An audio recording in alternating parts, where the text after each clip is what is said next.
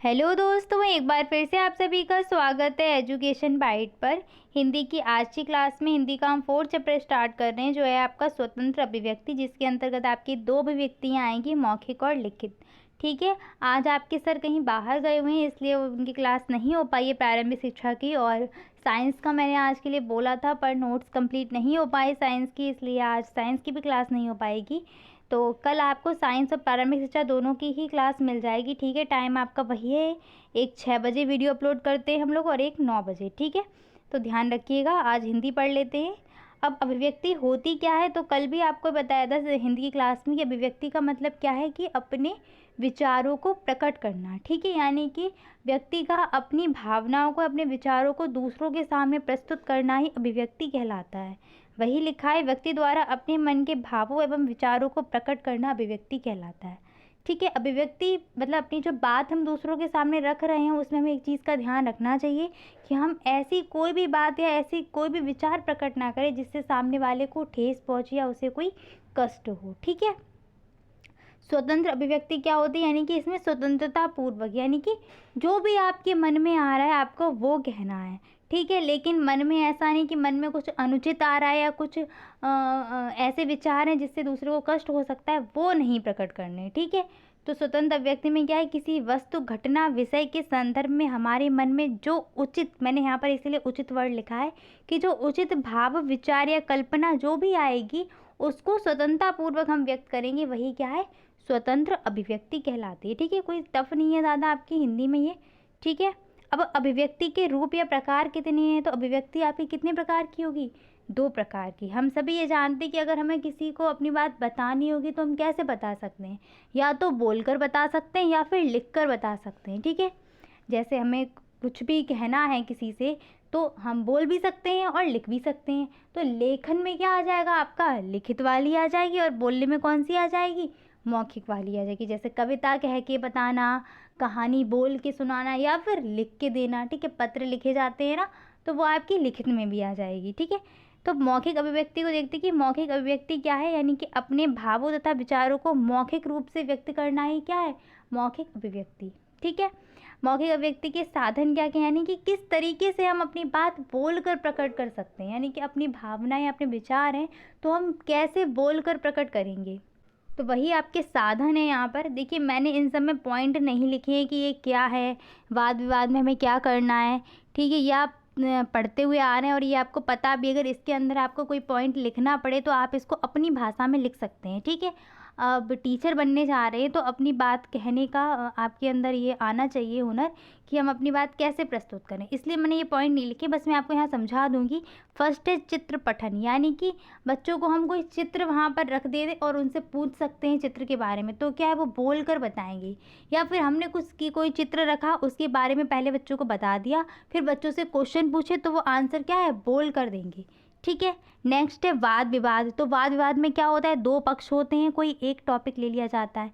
ठीक है, एक जो एक पक्ष होगा वो उस टॉपिक पर अपने सकारात्मक विचार प्रस्तुत करेगा, दूसरा वाला पक्ष क्या है, नकारात्मक विचार प्रस्तुत करता है। तो ऐसे ही बाद में एक कंक्लूजन यानी निष्कर्ष पे पहुंच जाते हैं, तो वो आपका वाद विवाद हो जाएगा। ठीक है, कहानी पाठ, यानी कि कोई भी कहानी जो बच्चों के उसमें हो बुक में, ठीक है, उसको बोल बोल कर पढ़वाना। ठीक है, ये करवाते भी हैं टीचर जब बच्चे प्राइमरी स्तर पर होते हैं ना, हालांकि जूनियर स्तर पर भी करवाया जाता है, उनको जो है किताब पढ़वाई जाती है, यानी कि एक एक बच्चे को उठा के वहाँ पर कर सकते हैं आगे, और वो एक पैराग्राफ पढ़ेगा, फिर दूसरा बच्चा आके फिर अगला पैराग्राफ पढ़े। तो ऐसे बच्चों से कहानी पाठ करवाया जा सकता है, कविता भी पाठ करवा सकते हैं। इससे क्या है, वो पढ़ेंगे ना, बोलेंगे, आवाज़ उनकी आएगी, यानी कि मौखिक अभिव्यक्ति वहाँ पर बोल कर प्रस्तुत करेंगे। या फिर बच्चों से बोल सकते हैं, कोई भी टॉपिक दे दो या कुछ भी दे दो कि आप अपने मन से इस पर कहानी बनाओ, कोई भी 4-5 वाक्य बना के लाओ तो एक छोटी सी कहानी बन जाइए। कोई कविता अपनी मन से कोई भी विचार हो प्रस्तुत करो कविता के रूप में। ठीक है, भाषण में क्या है, जैसा कि होता है 15 अगस्त, 26 जनवरी, या फिर किसी महापुरुष की जयंती है जैसे गांधी जी की होती है। ठीक है, और सुभाष चंद्र बोस वगैरह जो भी जयंतियाँ आती हैं, इन पे क्या है, बच्चे उन महापुरुष से जुड़े हुए अपने विचारों को प्रस्तुत करते हैं, यानी कि भाषण के रूप में। ठीक है, चर्चा परिचर्चा, तो कोई भी विषय वस्तु ले ली, यानी कि आपस में डिस्कस कर रहे, एक समूह बना दिया है, कई सारे बच्चे उसी टॉपिक पर क्या है, अपने अपने विचार प्रस्तुत करेंगे, क्या, मौखिक रूप से, ठीक है। सब मौखिक अभिव्यक्ति के ही साधन है। नेक्स्ट क्या है, अभिनय। तो अभिनय क्या होता है, नाटक, यानी कि नाटक के माध्यम से। और नाटक में भी क्या है, लिखकर वहाँ प्रस्तुत नहीं किए जाएंगे विचार, बोलकर ही प्रस्तुत किए जाएंगे, ठीक है। तो ये सब आपके क्या हो गए, मौखिक अभिव्यक्ति के साधन हो गए, ठीक है। अगर इनमें आपको पॉइंट लिखने को आए तो आप इनमें पॉइंट लिख सकते हैं। अगर 1 नंबर में आए तो आप इतना लिख के ही छोड़ देना। अगर 2 नंबर में आता है तो इन सब के अंदर थोड़े थोड़े पॉइंट लिख देना, ठीक है। अब इनसे होता है क्या, झिझक दूर होती है, तो किसी एक में लिख देना कि अभिनय करने से बच्चों में झिझक या संकोच दूर हो जाता है, ठीक है। नेक्स्ट आते हैं इसके महत्व या उद्देश्य पर। दोनों में से कोई भी आए, आपको यही सारे पॉइंट्स लिख देने हैं, ठीक है। फर्स्ट क्या है, मौखिक अभिव्यक्ति से बच्चों में झिझक और संकोच समाप्त हो जाता है, ठीक है। देखो, जब वो अपनी बात बोल के प्रस्तुत करेंगे, सामने दूसरों के सामने बोल रहे हैं खड़े होकर, तो बच्चों में क्या है, जो हेजिटेशन होगा, जो भी झिझक होगी उनकी, जो भी संकोच करते हैं बोलने में, वो सब क्या होगा, समाप्त हो जाएगा। बहुत से ऐसे बच्चे होते हैं ना संकोची स्वभाव के, कि वो नहीं बोल पाते हैं, आंसर नहीं दे रहे हैं। पर अगर हम ज़्यादा ये चीज़ करवाएंगे ना, बच्चों से बुलवाएंगे, वहाँ पर एक एक बच्चे को खड़ा करके आगे बुलवा रहे हैं, तो बच्चे क्या होंगे, अपने आप ही उनके अंदर जो झिझक होगी वो धीरे धीरे ख़त्म होने लगेगी, ठीक है। शब्द भंडार में वृद्धि करने में, ठीक है। मौखिक अभिव्यक्ति से क्या होगा कि जब वो अपने विचार प्रस्तुत करेंगे, ठीक है, बच्चे क्या है, सुनकर सीखते हैं ना, पहले तो दूसरों से वो सुनेंगे, ठीक है, फिर उन्हीं चीज़ को क्या है, उन्हीं शब्दों को वो क्या है, अपने उसमें ले आएंगे, फिर अपनी बात उन शब्दों के माध्यम से कहेंगे। तो बच्चों में क्या है कि उनका जो शब्द भंडार होगा वो भी बढ़ जाएगा, ठीक है। शुद्ध उच्चारण क्षमता विकसित करने में, ठीक है। अब बोलने से क्या होगा, आपका ये जो लास्ट चैप्टर था वो गद्य पद्य का उच्चारण वाला, वहाँ पर यही था कि बोलकर ही तो बच्चे को जो उच्चारण क्षमता है सस्वर वाचन से ही तो दूर, मतलब विकसित की जा सकती है। अशुद्ध उच्चारण है तो वो कैसे दूर होगा, बोल बोल कर, यानी कि सस्वर वाचन कराने से ही दूर होगा।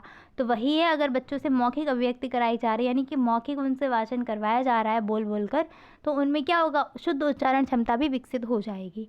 नेक्स्ट क्या है, अवसर के अनुकूल गंभीरता, सरलता, हास परिहास भाव विकसित करने में, यानी कि कोई भी अवसर है, जैसे मान लो कोई ऐसा अवसर है कि वहाँ पर गंभीर उनको रहना है, या फिर वीरता का भाव दिखाना है, या फिर करुणा का भाव दिखाना है, तो ये सब कैसे होगा, मौखिक अभिव्यक्ति जब हम बच्चों से करवाएंगे, ठीक है। यानी कि उनसे क्या कहेंगे कि बोल बोल कर जब वो अपने विचार प्रस्तुत करेंगे, तो वहाँ पर उनको हाव भाव भी उसी हिसाब से रखना आ जाएगा धीरे धीरे, ठीक है। करुणा का भाव है तो फिर वो वैसे ही करुणा भाव से बताएंगे, ठीक है। जहाँ पर दया दिखानी है तो वो भावनाएं उनकी बोली में भी आएंगी, ठीक है। नेक्स्ट क्या है, विचारों को प्रवाहपूर्ण व उचित मुख मुद्रा आदि द्वारा व्यक्त करने की क्षमता उत्पन्न करना, ठीक है। आपने देखा होगा जब शिक्षक कविता का पाठ कर रहा होता है, ठीक है, यानी कि जब हम लोग पढ़ते थे उस टाइम पे, अगर कोई शिक्षक हमें पढ़ा रहा है हिंदी और वहाँ पर कविता पढ़ रहा है, तो आप उसके मुख मुद्रा देखना, ठीक है, अगर आपको याद है तो मतलब जैसी भावना आ रही होगी कविता में या कहानी में, वैसे ही उसके जो चेहरे के जो हाव भाव हैं वो सब क्या है, बदलते जाएंगे, ठीक है। तो वही है कि बच्चे जब इस चीज़ को करेंगे धीरे धीरे, अभिनय में ये खासकर आपको, नाटक में खासकर ये देखने को मिलेगा कि क्या है, जैसे हाथ चलाना इधर उधर, तो ये सब क्या है, बच्चा धीरे धीरे सीखेगा, ठीक है। नेक्स्ट आते हैं लिखित अभिव्यक्ति पर। लिखित अभिव्यक्ति क्या है कि अपने भावों को लिखकर प्रस्तुत करना, ठीक है। अपने भावों या विचारों को लिखित रूप में व्यक्त करना ही लिखित अभिव्यक्ति कहलाती है। लिखित अभिव्यक्ति के साधन क्या है, वही आपके पत्र लेखन, ठीक है। जैसे बचपन में प्रार्थना पत्र लिखवाया जाता है ना, कि हम बीमार पड़ गए हैं, हम स्कूल नहीं आ सकते हैं, तो वही पत्र लेखन भी आपका लिखित रूप से अपनी बात को प्रस्तुत करना, ठीक है। कहानी लेखन, कहानी के माध्यम से। कविता लेखन, तो वही कविता लिख देना। निबंध, यानी कि गाय पर निबंध कितने लिखवाए गए हैं, गाय पर, पर्यावरण पर निबंध लिखने को आते, प्रदूषण वगैरह पे। नेक्स्ट आता है आत्मकथा, यानी कि अपनी कोई अपने बारे में लिखना, ठीक है। आत्मकथा क्या है कि अपनी ही जो स्टोरी है उसको लिखना, ठीक है। नाटक लेखन, कोई भी नाटक लिखना, ठीक है। तो इस तरीके से अपनी बात प्रस्तुत करना नाटक वगैरह पत्र वगैरह से, यही क्या है आपका लिखित अभिव्यक्ति। अब इसका क्या उद्देश्य है, इसका क्या महत्व है, तो इसके महत्व क्या होंगे, सबसे पहली बात कि शुद्ध लेखन क्षमता विकसित होगी बच्चे में। जब वो लिखेगा, लिख के अपनी बात बताएगा, तो क्या होगा उनमें शुद्ध लेखन की क्षमता, यानी कि वर्तनी की जो अशुद्धियाँ हैं बच्चों की दूर होने लगेंगी, ठीक है। नेक्स्ट क्या है, मानव के विचार या भाव या ज्ञान जो भी होगा वो बहुत समय तक, लंबे समय तक क्या है, संचित बना रहेगा। जैसे आपने देखा है चाणक्य की पुस्तकें हो गई, और भी महान महान जो लोग हुए हैं उनकी पुस्तकें क्या है, उनके विचार क्या है, अभी तक वो लिख के गए हैं तभी तो संचित है ना। है, अब देखो बोलने से क्या होता है, किसी ने उपदेश दे दिया, अब वो बात वो तो रहेंगे नहीं बहुत टाइम तक, उनके बाद जो उनके शिष्य होंगे, चेले वगैरह, वो उस बात को बताएंगे, ठीक है, उनसे फिर और धीरे धीरे आगे जाएगा। तो क्या है कि जो बात मेन बात होगी वो क्या होगी, धीरे धीरे कई वहाँ से गुजरने के बाद, कई लोगों के माध्यम से गुजरने के बाद क्या होगी, कहीं ना कहीं उसमें बदलाव आ जाएगा। लेकिन अगर लिखित रूप में प्रस्तुत की गई है वहाँ पर, तो वहाँ पर क्या होगी, वो कई समय तक बनी रहेगी, ठीक है, ग्रंथों के रूप में, जैसे बड़े बड़े ग्रंथ है ना, तो ग्रंथों में संचित बनी रहेगी, ठीक है। नेक्स्ट क्या है, शब्द भंडार में वृद्धि करने में, तो वही पॉइंट है, शब्द भंडार में वृद्धि होगी, सीधी सी बात है, लेखन से। नेक्स्ट कल्पना शक्ति विकसित करने में, सृजनात्मकता का विकास करने में, ठीक है, यहाँ पर ये दोनों पॉइंट भी आप लिख सकते हैं। नेक्स्ट है संस्कृति व साहित्य के प्रति रुचि उत्पन्न करने में, यानी कि बच्चों के इससे जब लेखिक और लेखन वाली और मौखिक वाली जो अभिव्यक्ति करवाएंगे, इससे क्या है, साहित्य के प्रति भी उनकी रुचि उत्पन्न होगी, ठीक है। पत्र लेखन करा रहे हैं, निबंध लेखन करा रहे हैं, तो इनकी क्या है, साहित्य व संस्कृति जो है उसके प्रति भी उनकी रुचि उत्पन्न हो जाएगी, ठीक है। तो आपका स्वतंत्र अभिव्यक्ति जो था उसमें इतना ही है। नेक्स्ट आपका टॉपिक शब्द वगैरह का है कि शब्द कितने होते हैं, ठीक है, रचना के आधार पर, उत्पत्ति के आधार पर, ठीक है, वाक्य कितने हैं, तो ये सब आपको मैं नेक्स्ट क्लास में पढ़ाऊंगी, ठीक है। वीडियो अच्छी लगती है तो प्लीज़ लाइक शेयर करने में कंजूसी मत करा करिए। Thanks for watching, bye bye, take care.